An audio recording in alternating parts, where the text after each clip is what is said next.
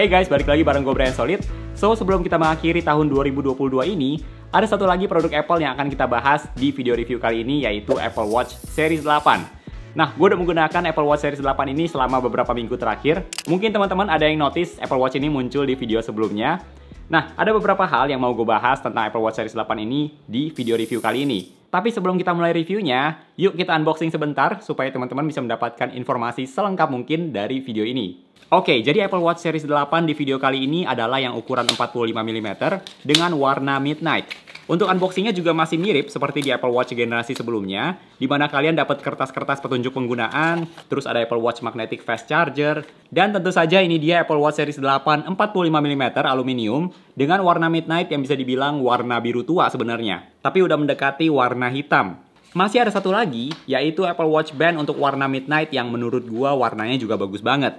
Untuk desain dari Apple Watch Series 8 ini masih sama seperti di Series 7, mulai dari penempatan tombol dan bezel yang lebih tipis, sehingga ukuran layarnya jadi lebih besar. Nggak banyak yang baru sih soal desain dari Apple Watch Series 8 ini, tapi memang menurut gue pribadi sejak Apple Watch Series 7 yang layarnya diperbesar sampai ke bagian pinggir, itu menurut gue udah merupakan desain yang cakep banget sih. Terutama kalau kalian menggunakan watch face atau wallpaper yang bisa memanfaatkan layar Apple Watch ini sampai ke bagian pojok, seperti watch face yang namanya Contour yang angka jamnya mengelilingi bagian pinggir layar Apple Watch. Plus ada sedikit animasi juga kalau kalian gerakin digital crown atau tombol di bagian samping. Ngomong-ngomong, watch face yang Contour ini kayaknya yang paling bagus ya, karena simple dan elegan. Nah, dengan layar yang lebih besar dan karena ini ukuran 45 mm, ada keuntungannya juga seperti kalau baca pesan yang masuk atau notifikasi, menurut gue bisa terbaca dengan nyaman dan jelas. Terus juga icon-iconnya tampak lebih jelas sehingga jarang salah klik, dan kalau teman-teman menggunakan watch face yang banyak data, angka-angkanya tetap bisa terbaca dengan jelas.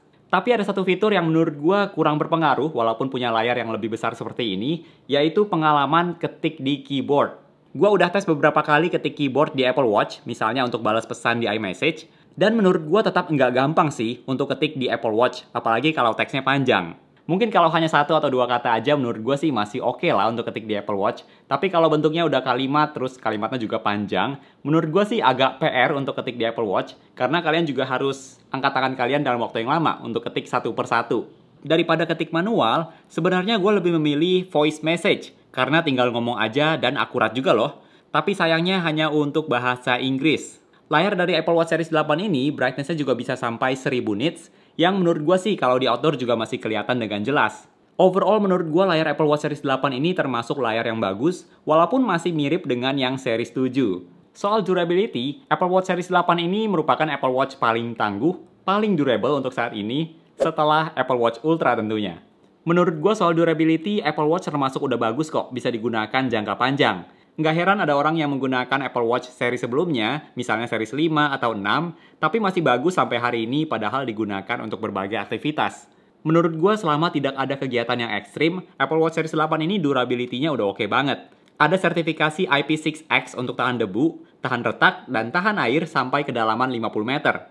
Tapi ya menurut gue namanya kaca sama kayak di smartphone juga, sekeras apapun kalau misalnya terbentur dengan sangat keras, itu pasti bisa retak juga. Jadi make sure teman-teman menggunakan Apple Watch dengan hati-hati. Nah di Apple Watch Series 8 ini juga ada beberapa hal yang baru dibandingkan yang Series 7, mulai dari chip yang baru yaitu chip S8.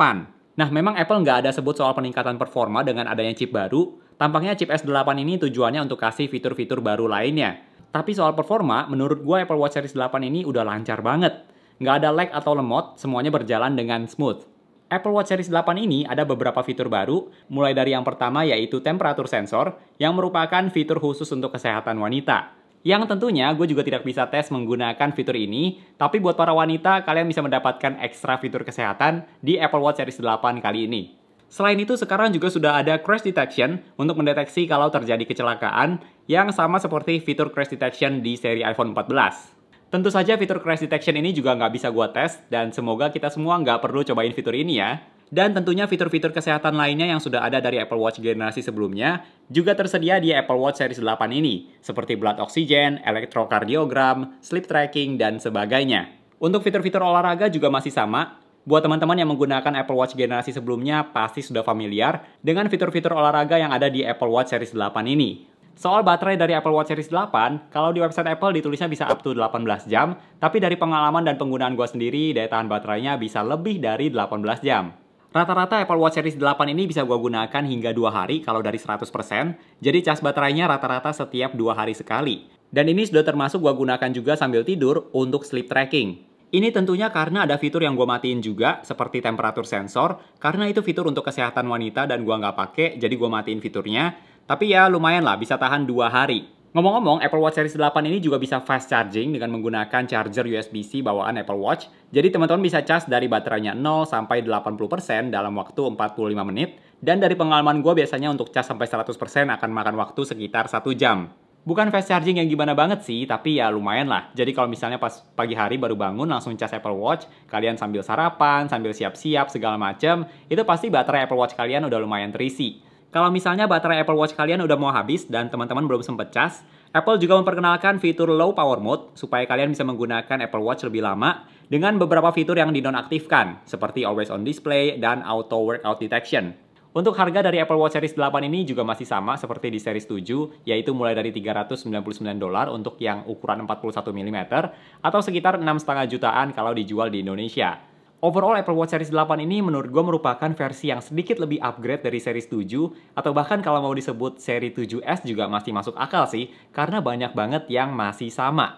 Dari segi desainnya masih sama, fiturnya juga banyak yang sama, jadi ini sebenarnya versi yang sedikit lebih bagus aja dari Series 7. Bahkan kalau kalian beli Apple Watch Series 7 terus sebutnya itu Apple Watch Series 8, gue yakin banyak orang juga akan percaya-percaya aja. Tapi Apple Watch Series yang biasa ini, bukan yang SE atau Ultra, menurut gue tetap merupakan pilihan yang pas buat kebanyakan orang karena dapat fitur-fitur terbaru yang menurut gue pasti ada aja orang-orang yang bisa memanfaatkan fitur ini. Buat teman-teman yang saat ini menggunakan Apple Watch generasi sebelumnya, mungkin yang seri 7 atau bahkan yang seri 6, menurut gue sih kalian nggak perlu upgrade ke seri 8 ya, karena upgrade-nya masih termasuk minim.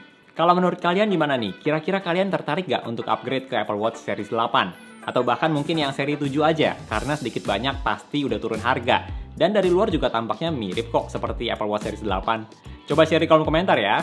Oke, itu dia review dari Apple Watch terbaru untuk tahun 2022 ini, yaitu Apple Watch Series 8. Thank you buat teman-teman yang udah nonton. Jangan lupa untuk klik tombol like kalau kalian suka dengan video ini. Dan juga subscribe supaya kita bisa ketemu lagi di video-video yang berikutnya. Bye!